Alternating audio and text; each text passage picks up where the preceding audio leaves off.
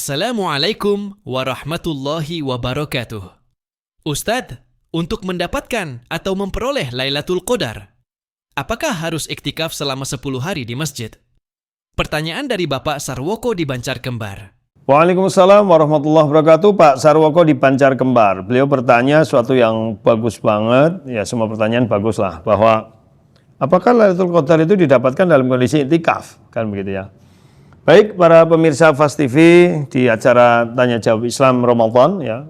Dan ini episode terakhir gitu karena sampai tanggal 20. Nanti tanggal 21 Ramadan sampai akhir kan saya bersama tim iktikaf di masjid dan itu nanti acaranya sudah bukan tajil lagi tetapi nanti kajian qoblal iftar sebelum buka di masjid dan kita siarkan secara live. Jadi pertanyaan seperti itu, apakah Lailatul Qadar hanya didapatkan pada orang yang intikaf? Maka saya awali dulu dengan apa itu Lailatul Qadar. Jadi para jamaah sekalian rahmati Allah, dalam hadis riwayat Imam Nasai, kitab As-Siyam nomor 1992, ini versi Maktabah Samilah dari Abu Hurairah, Rasulullah SAW sudah mengingatkan bahwa atakum Ramadan syahrun mubarak, datang pada kalian bulan Ramadan, bulan penuh keberkahan. Ya. Apa keberkahannya? Faradul alaikum siyama. Allah mewajibkan pada kalian di bulan itu berpuasa. Nah ini yang mindsetnya berbeda. Kalau mindset kita kewajiban beban, tapi dalam kalau menurut Rasulullah justru bentuk berkahnya diwajibkan puasa. Karena dengan diwajibkan puasa kita akan dapat manfaat akhirat yang luar biasa dan juga dunia. Karena puasa itu manfaatnya dunia akhirat. Itulah yang maksud berkah. Karena berkah itu artinya thubutul khair wa ziyadatuhu wa numuhu. Tetapnya sebuah kebaikan terus bertambah dan terus berkembang. Jadi puasa itu kan kebaikannya luar biasa. Ya, kalau kita bisa puasa dengan baik, kebaikan kita bisa sampai setahun berikutnya. Ya, bahkan sampai bertahun-tahun karena terbentuk kepribadian takwa. Lah, kemudian ya tuftahu fihi abwabus sama wa yuqlaqu fi abwabul jahim. Dibuka pintu-pintu langit, ditutup pintu-pintu neraka. Ya, penjelasan para ulama ya maknanya dimudahkan kita kebaikan, kita dibantu oleh Allah untuk sulit melakukan keburukan atau dipersempit peluang melakukan keburukan. Kemudian wasuffidati martatus syayatin.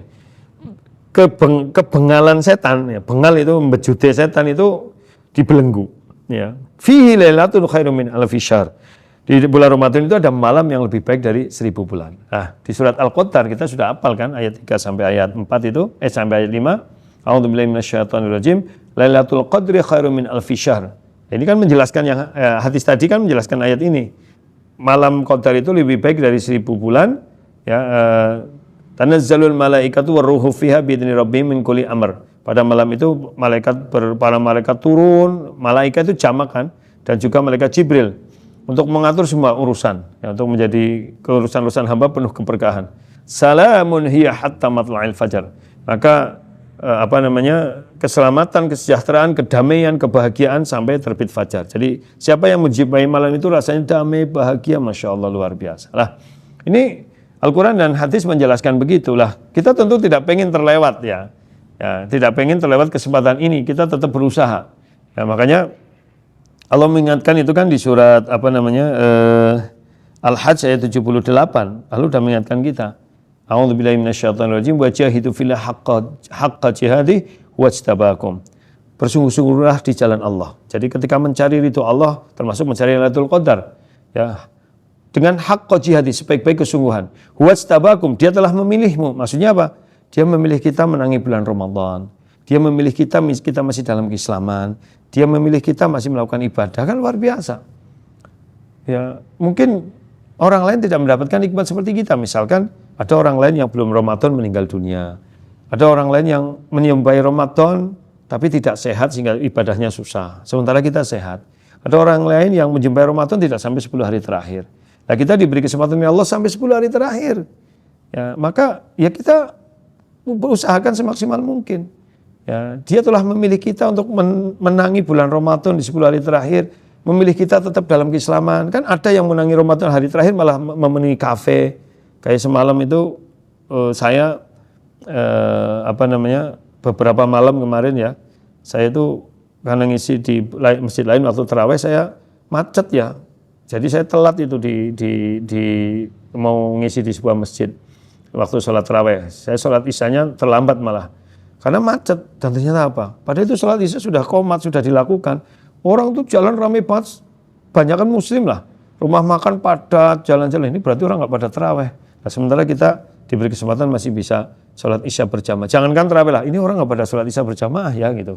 Ya tarawih kan sunnah, apalagi tarawih wong sholat isya berjamaah aja pada cuek, pada tetap di rumah makan, pada jalan di jalan raya ramai banget lah. Kita sudah dipilih Allah, diberi kesempatan untuk bisa ibadah.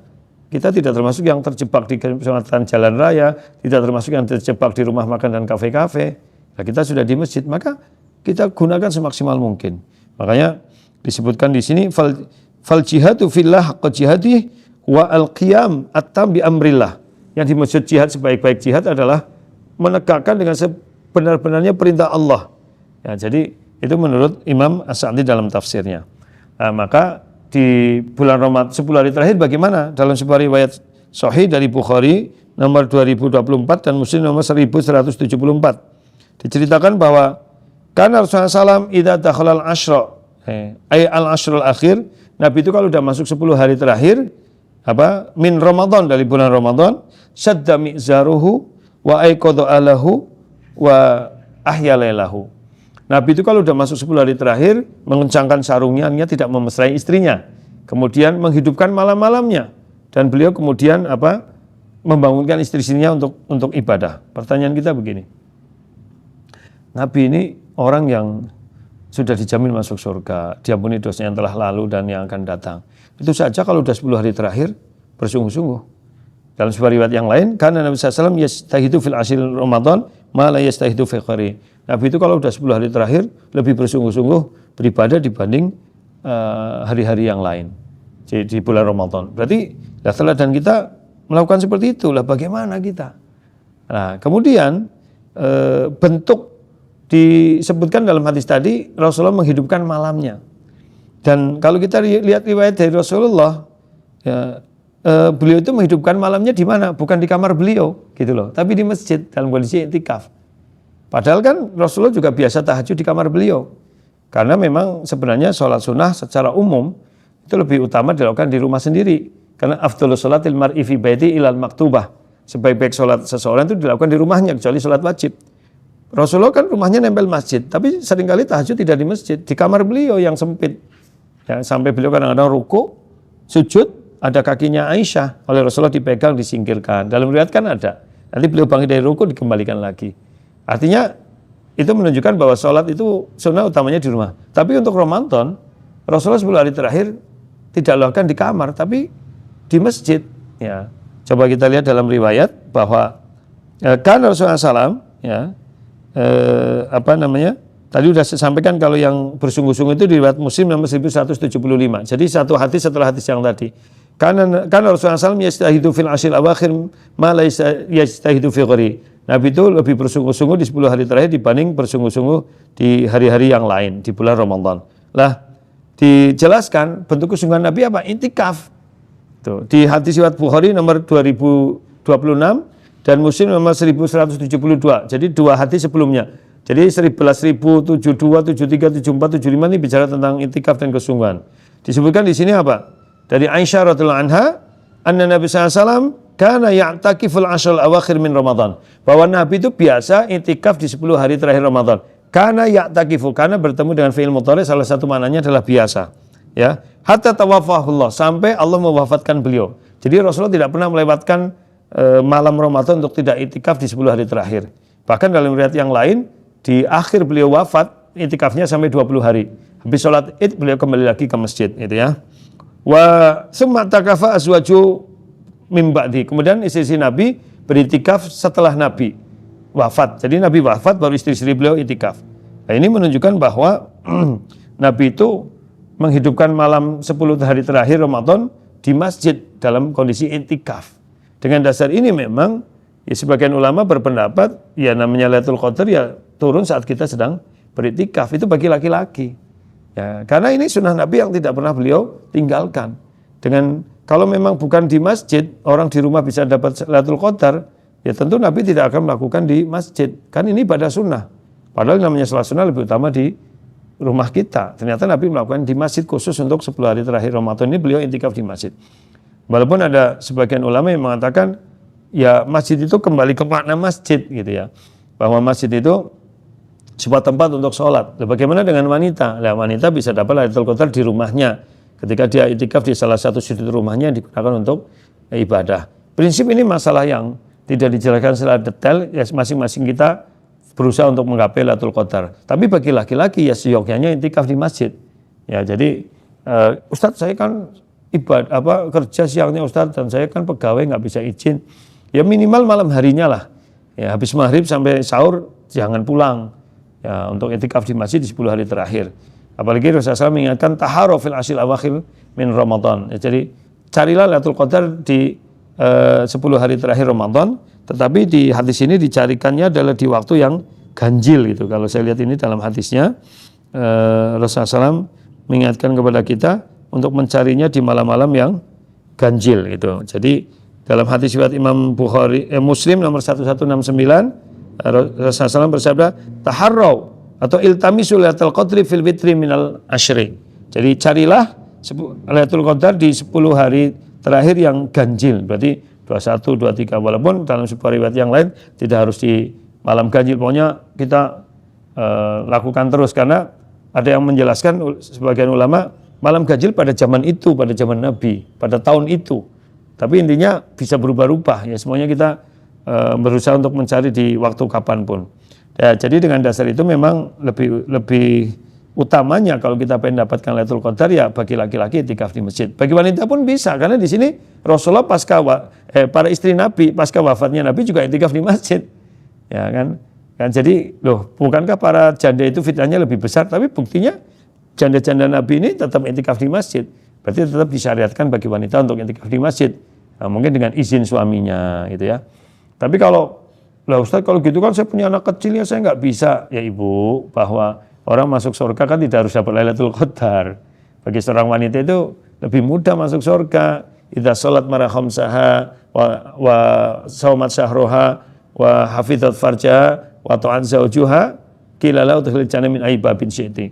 Kata Rasulullah, jika wanita sholat 5 waktu saja, sholat 5 waktu tok, puasa Ramadan saja tanpa puasa sunnah, bisa menjaga kehormatan dirinya, taat pada suaminya, dikatakan padanya silahkan masuk dari pintu surga dari mana saja yang kamu mau.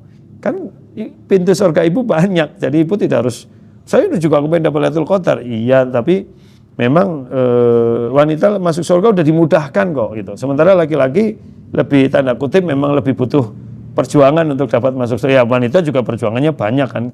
Jadi kenapa? Ya karena Allah Maha Adil, wanita ini kan disibukkan dengan keluarganya, hamil, menyusui, ngurusi anak, ngurusi rumah tangga, jadi dimudahkan masuk surganya gitu.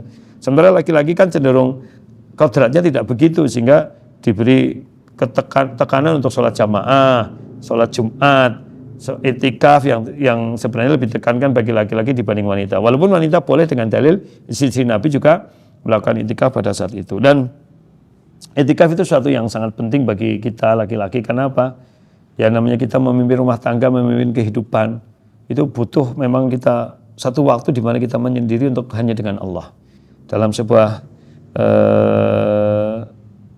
kitab namanya Majmu' Fatawa, Ibnu Taimiyah pernah mengatakan la budda lil 'abdi min awqatin yanfaridu biha bi nafsihi fi du'aihi wa dzikrihi wa salatihi wa muhasabati nafsihi wa islahi qalbihi. Kurang lebih maknanya seharusnya itu seorang itu punya waktu-waktu khusus dalam hidupnya untuk dia menyendiri bersama Allah.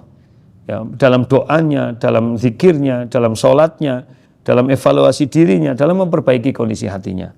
Nah, saya kadang-kadang malu begini, yang tadi saya sampaikan, Rasul itu pemimpin umat, diampuni dosa yang telah lalu dan yang akan datang. Rasul itu dijamin masuk surga. Rasul itu istrinya banyak, ya, karena untuk mengangkat derajat sosial mereka. Ya, totalnya 11, tapi pada saat itu mungkin tinggal 8 karena yang satu meninggal, yang 2 kan dicerai kalau tidak salah. Kemudian ternyata beliau di 10 hari terakhir semuanya ditinggal coba. Tugas kenabiannya yang keluar ditinggal. Tugas pemimpin umatnya ditinggal karena beliau hanya intikaf 10 hari di masjid. Ya, kemudian tugas sebagai suami juga ditinggal. Ya, karena beliau ke masjid. Kemudian semuanya ditinggal oleh Rasul. Bukan berarti kan setahun 360 hari, hanya 10 hari kita Rasulullah itu mengkhususkan dirinya kepada Allah. Pertanyaan, kita ini siapa? Gitu loh. Dosanya diampuni belum tentu. Dijamin masuk surga, belum jelas. Istrinya 9, siji, malah urung bojo maning. Ya, artinya kan kita waktunya lebih banyak dari Rasulullah, tapi kenapa kita tidak peduli dengan ini gitu ya. Jadi harusnya kita membuat suatu waktu di mana kita bisa beritikaf dan mudah-mudahan Allah memberi kita dengan Lailatul Qadar. Dan menghidupkan malam Lailatul Qadar itu sebenarnya sederhana. Kalau kita lihat bagaimana menghidupkan malam Lailatul Qadar, kata para ulama, misalkan ini nih, saya kutip ya, menghidupkan malam Lailatul Qadar itu ternyata dengan sholat Isya berjamaah dan sholat subuh sudah dianggap menghidupkan. Ya, itu kata Imam Syafi'i dalam kitab Al-Um, ya. Beliau mengatakan anna ihya'aha yahsulu bi an yusalliyal isya fi jama'atin wa ya'simu ala ay yusalliya subha fi jama'atin. Kata beliau dalam kitab Al-Um, bahwa menghidupkan malam Ramadan itu dengan sholat Isya berjamaah dan bertekad besok pagi saya mau sholat subuh berjamaah. Itu sudah dianggap menghidupkan walaupun batas minimal. Kenapa? Ya, karena disebutkan juga kenapa? Karena memang barang siapa sholat Isya berjamaah dapat pahala separuh malam. Barang siapa sholat subuh berjamaah dapat pahala separuh malam. Ini hadis riwayat Imam Muslim nomor 656 dan Tirmidzi nomor 221. Dari Utsman bin Affan, man syahidal isya fi jama'atin kana lahu qiyamun nisfil lail. Barang siapa sholat Isya berjamaah dia dapat pahala setengah malam. Wa man shallal isya wal fajr fi jama'atin, barang siapa sholat Isya dan subuh berjamaah kana lahu kaqiyamil lailah. Itu seperti sholat sepanjang malam. Jadi dimudahkan banget ya. Cuma sholat Isya berjamaah, sholat subuh berjamaah, toh itu sudah dianggap menghidupkan malam. Apa susahnya gitu loh. Ya, jadi ibaratnya gitu. Habis sholat Isya kita itikaf di masjid. Ibaratnya ini loh ya. Sholat Isya terus tidur, bangun sahur, sholat subuh berjamaah. Walaupun tidur sepanjang malam, itu tetap sudah dianggap itikaf. Gitu ya. Ibaratnya begitu ya. Jadi, ya Allah mudah banget ya gitu. Cuma Lailatul Qadar akan didapati pada orang yang saat itu sedang ibadah, kalau lagi tidur ya dia lewat gitu maksudnya. Ya, jadi itu sederhana, kita insya Allah mampu melakukannya. Ya, terus kemudian menghidupkan malam Ramadan dengan apa? Dengan sholat. Jadi kalau yang itikaf berarti ya sebisa mungkin sholat malamnya tidak mungkin di masjid-masjid diadakan sepertiga malam terakhir gitu. Jadi kayak besok ini insya Allah kita belum tentukan masjidnya, tapi nanti kita programnya sholat tarawihnya 2. Pertama setelah Isya itu untuk masyarakat umum, dan yang kedua adalah sekitar jam 2:30 atau jam 3 untuk jamaah yang ikut itikaf. Karena di sepertiga malam terakhir saat itulah yang disinyalir kuat terjadi Lailatul Qadar gitu. Jadi karena Allah turun ke langit dunia, ya pada hari-hari biasa aja Allah turun ke langit dunia untuk mengampuni dosa hambanya. Ya, jadi kita tarawih bersama imam juga gitu, sehingga dapat tetap pahala itu. Terus menghidupkan malam Ramadan dengan memperbanyak doa. Jadi doa yang diucapkan sebagaimana hadis riwayat Imam Tirmidzi nomor 3513, Ibnu Majah 3850 dari Aisyah. Aisyah suatu saat bertanya kepada Rasulullah, "Araita in alimtu ayya lailatul qadri ma aqulu fiha?" Gitu. Kalau apa pendapatmu ya Rasulullah kalau aku yakin malam ini malam Lailatul Qadar, apa yang aku harus baca? Maka Nabi SAW bersabda, "Quli," ucapkan wahai Aisyah, "Allahumma innaka afuwun tuhibbul afwa fa'fu anni." Ya, jadi doa di malam Qadar berarti 10 hari terakhir dibaca aja setiap malam. Allahumma innaka afuwun tuhibbul afwa fa'fu anni. Berapa bilangannya? Tidak ada bilangannya. Baca sebanyak-banyaknya. Dan yang ketiga menghidupkan malam Qadar dengan apa? Baca Quran. Jadi qiyam Ramadan tidak selamanya sholat. Malam hari di bulan Ramadan kita baca Quran, bersedekah, baca sirah nabawi, baca kitab, ngaji. Ya, jadi habis sholat tarawih kita ngaji berjamaah gitu. Seperti nanti insya Allah biasanya kalau saya itikaf, kajiannya paling tidak ada 4. Habis subuh kajian, habis sholat tarawih kajian, habis duhur kajian, sebelum buka kajian.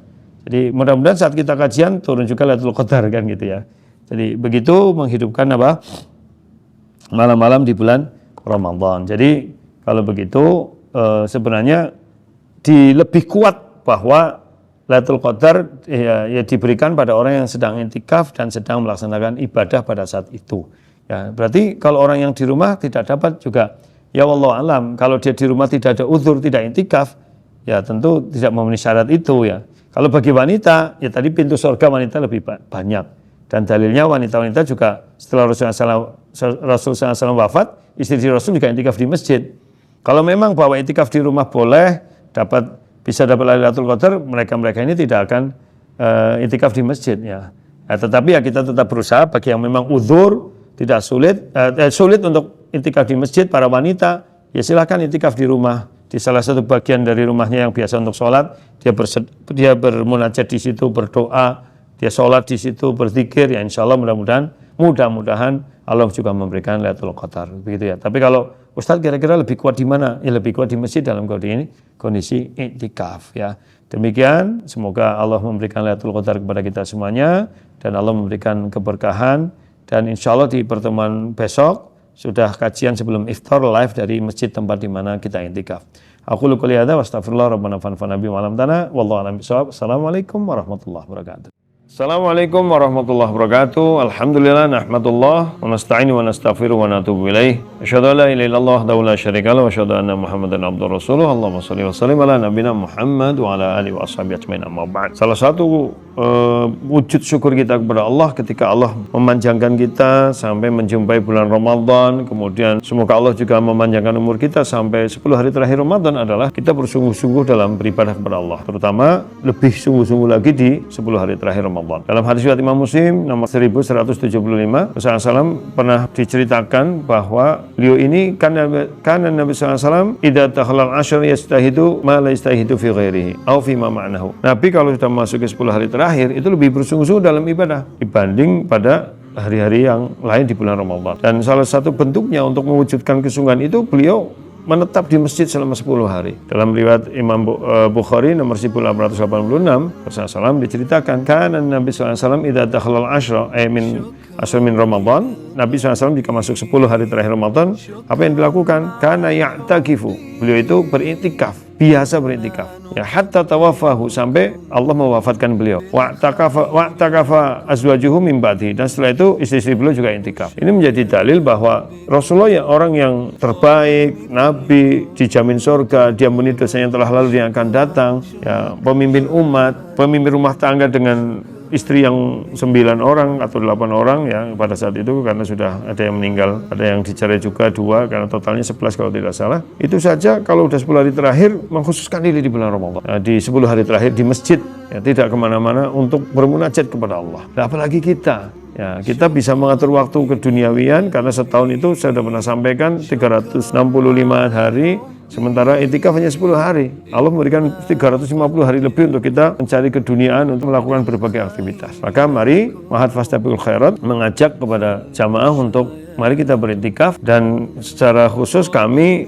dari Ma'had beriktikaf untuk tahun ini di Masjid Al-Ikhlas Wanayasa, Masjid Al-Ikhlas Desa Pesantren, Kecamatan Wanayasa, Kabupaten Banjarnegara. Jadi kita akan iktikaf di situ, dan kegiatan kita adalah insya Allah selama iktikaf di situ, yang pertama kita akan sholat tarawihnya untuk jamaah yang iktikaf adalah pada jam 2:30 pagi, insya Allah saya ngimami. Kemudian kajian setelah subuh, kita kajian tafsir Quran, jadi membaca Al-Quran, tahsin, terjemah, dan tafsir Quran. Kemudian kajian setelah zuhur, kemudian kajian sebelum buka, dan kajian setelah tarawih. Di samping dzikir pagi, dzikir sore, membaca Al-Quran, dan yang lain-lainnya yang saya dampingi langsung selama 10 hari di Masjid Al-Ikhlas, Desa Pesantren, Kecamatan Wanayasa, Kabupaten Banjarnegara. Monggo pada para jamaah, tadi kegiatannya seperti itu. Setelah kajian-kajian kita ada tafsir Al-Quran, ada akidah, ada akhlak, ada juga tentang mungkin nanti ada tema-tema yang lain ya. Mari kita ikuti, dan kita ini membutuhkan waktu-waktu khusus untuk kita menyendiri dengan Allah Ta'ala. Ibnu Taimiyah mengingatkan dalam Majmu'ul Fatawa, la budda lil abdi min awqatin yang faridu biha bi nafsihi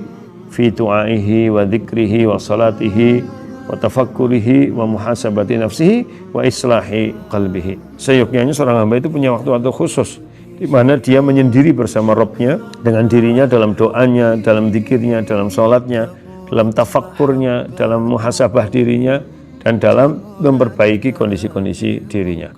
Semoga Allah memberi kesempatan yang baik pada waktu ini, dan Allah bukakan hati, sempatkan kita sehat dan dalam keadaan Islam yang baik. Semoga kita memperoleh hidayah dari Allah di akhir Ramadan maupun selama Ramadan, karena itulah orang-orang yang dikatakan Allah walitukabbirullaha ala ma hadakum, supaya kalian bertakbir atas hidayah yang Allah berikan kepadamu, wala'allakum tashkurun. Assalamualaikum warahmatullahi wabarakatuh.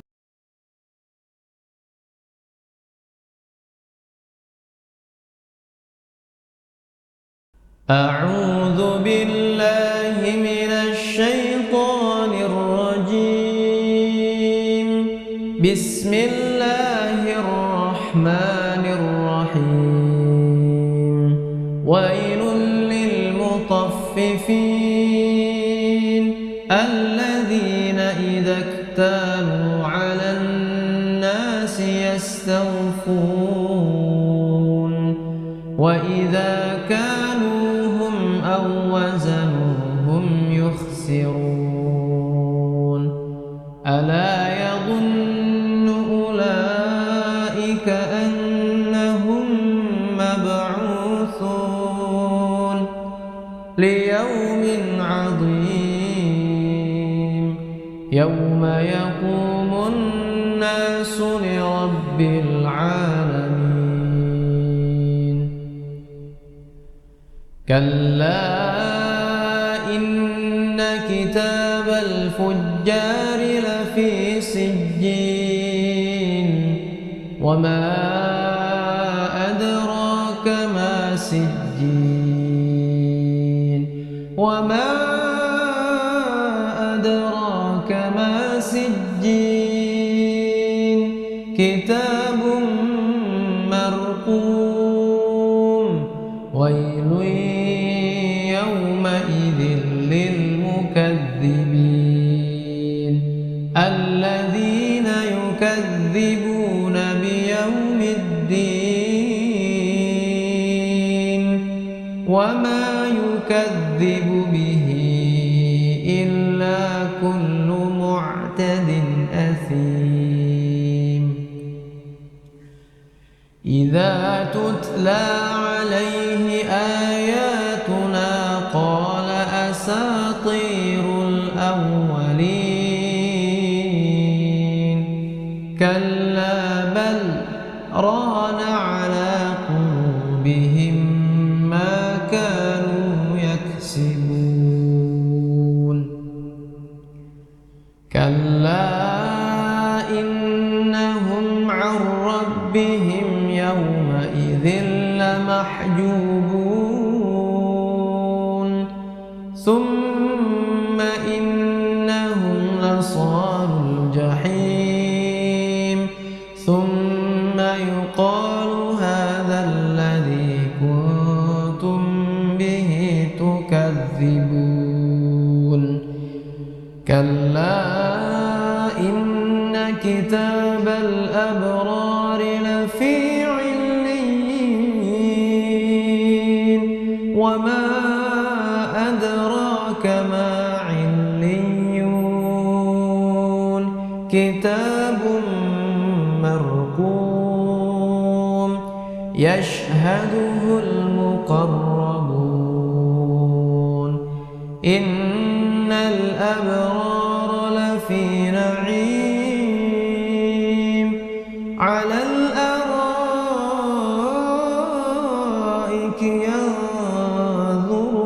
ينظرون تعرف في وجوههم نضرة النعيم يسقون من رحيق مختوم ختامه مسك وفي ذلك فليتنافس المتنافسون ومزاجه من تسنيم عينا يشرب بها المقربون إن الذين أجرموا كانوا من الذين آمنوا يضحكون وإذا مروا بهم يتغامزون وإذا انقلبوا إلى أهلهم انقلبوا فكهين وإذا رأوهم قالوا إن هؤلاء لضالون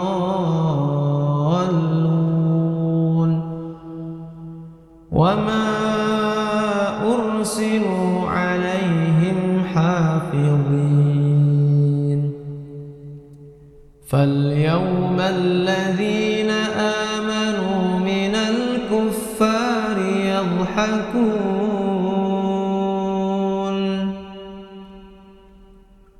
على الأرائك ينظرون هل ثوب الكفار ما كانوا يفعلون.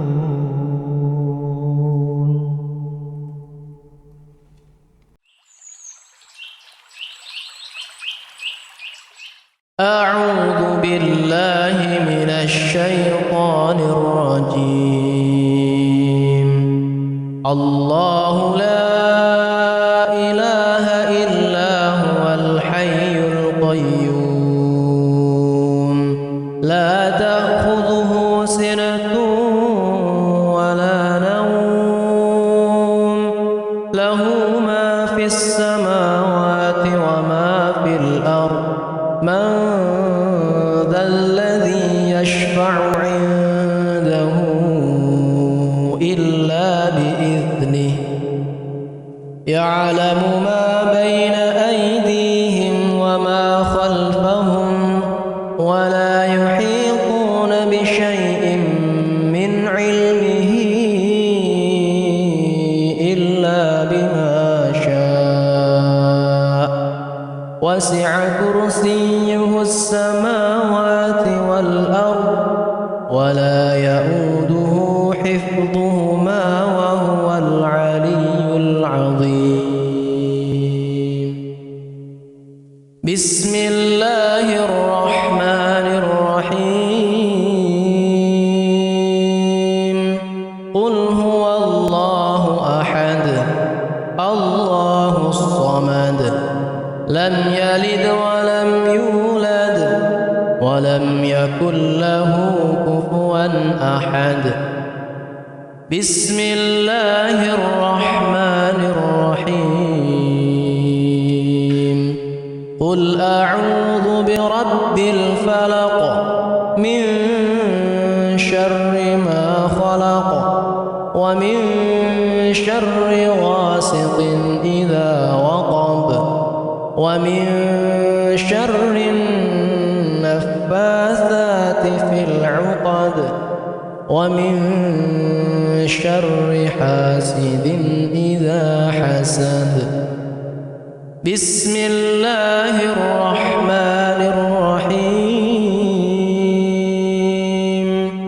قل أعوذ برب الناس ملك الناس إله الناس من شر الوسواس الخناس الذي يوسوس في صدور الناس من الجنة والناس. أمسينا وأمسى الملك لله والحمد لله لا إله إلا الله وحده لا شريك له له الملك وله الحمد وهو على كل شيء قدير.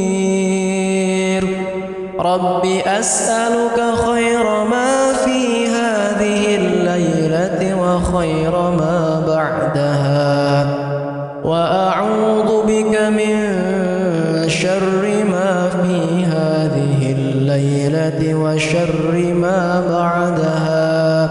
رب أعوذ بك من الكسل وسوء الكبر.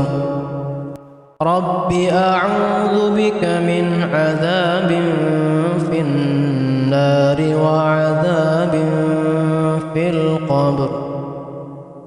اللهم بك أمسينا وبك أصبحنا وبك نحيا وبك نموت وإليك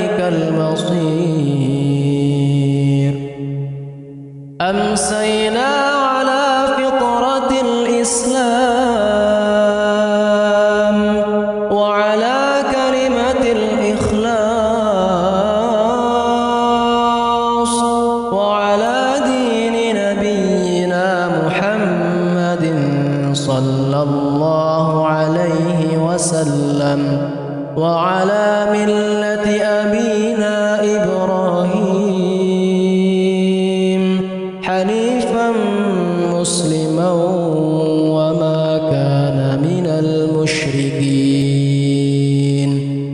اللهم أنت ربي لا إله إلا أنت خلقتني وأنا عبدك وأنا على عهدك ووعدك ما استطعت أعوذ بك من شر ما صنعت أبوء لك بنعمتك علي وأبوء لك بذنبي فاغفر لي فإنه لا يغفر الذنوب إلا أنت اللهم إني أمسيت أشهدك وأشهد حملة عرشك وملائكتك وجميع خلقك أنك أنت الله لا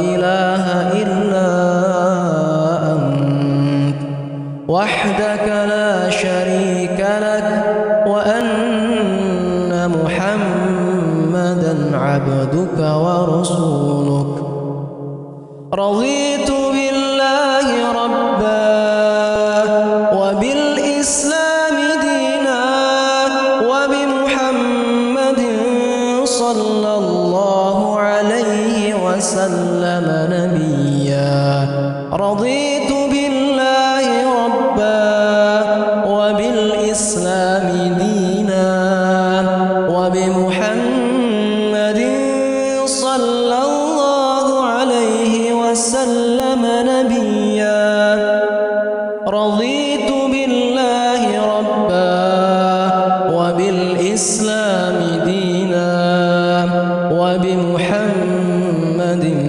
صلى الله عليه وسلم نبيا اللهم صل وسلم على نبينا محمد اللهم صل وسلم على نبينا محمد اللهم صل وسلم على نبينا محمد اللهم صل وسلم على نبينا محمد اللهم صل وسلم على نبينا محمد اللهم صل وسلم على نبينا محمد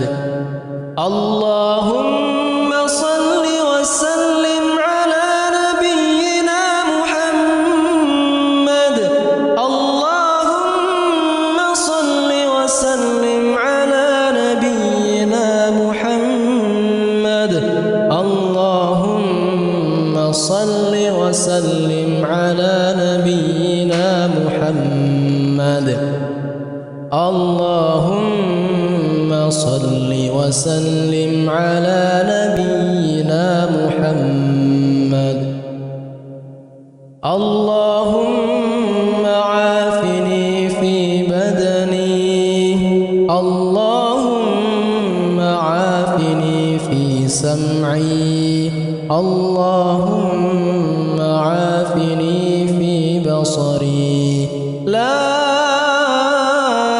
إله إلا أنت اللهم إني أعوذ بك من الكفر والفقر وأعوذ بك من عذاب القبر لا إله إلا أنت بسم الله لا يضر مع اسمه شيء في الأرض ولا في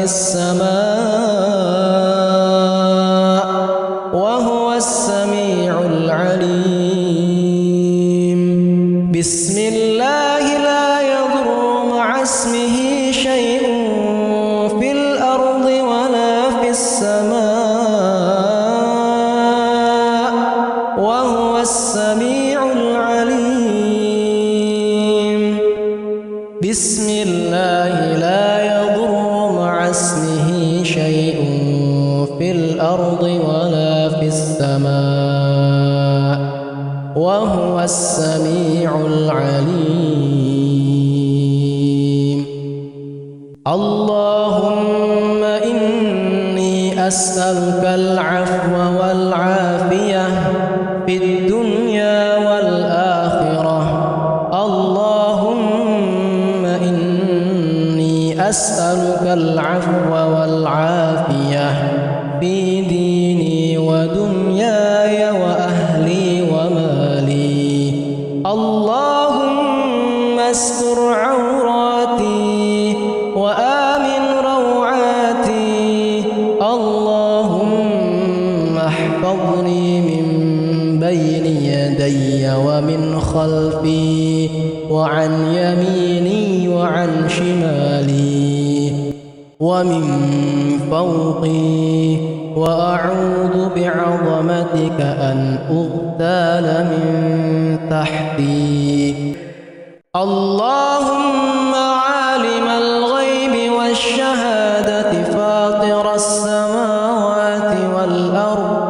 رب كل شيء ومليكه أشهد أن لا إله إلا أنت أعوذ بك من شر نفسي ومن شر الشيطان وشركه وأن أقترف على نفسي سوءا أو أجره إلى مسلم يا حي يا قيوم برحمتك أستغيث أصلح لي شأني كله ولا تكلني إلى نفسي طرفة عين أعوذ بكلمات الله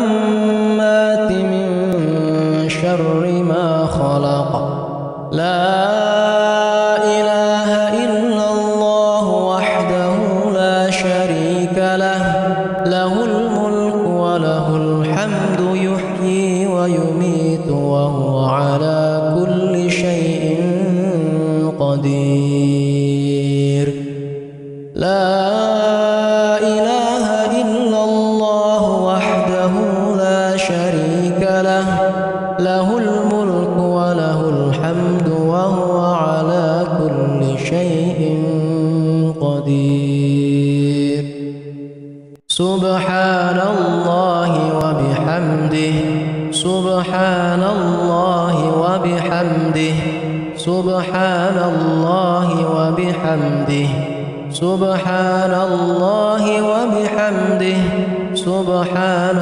الله وبحمده سبحان الله وبحمده سبحان الله وبحمده سبحان الله وبحمده سبحان الله وبحمده سبحان الله وبحمده أستغفر الله وأتوب إليه أستغفر الله وأتوب إليه أستغفر الله وأتوب إليه أستغفر الله وأتوب إليه أستغفر الله وأتوب إليه أستغفر الله وأتوب إليه أستغفر الله وأتوب إليه أستغفر الله وأتوب إليه أستغفر الله وأتوب إليه أستغفر الله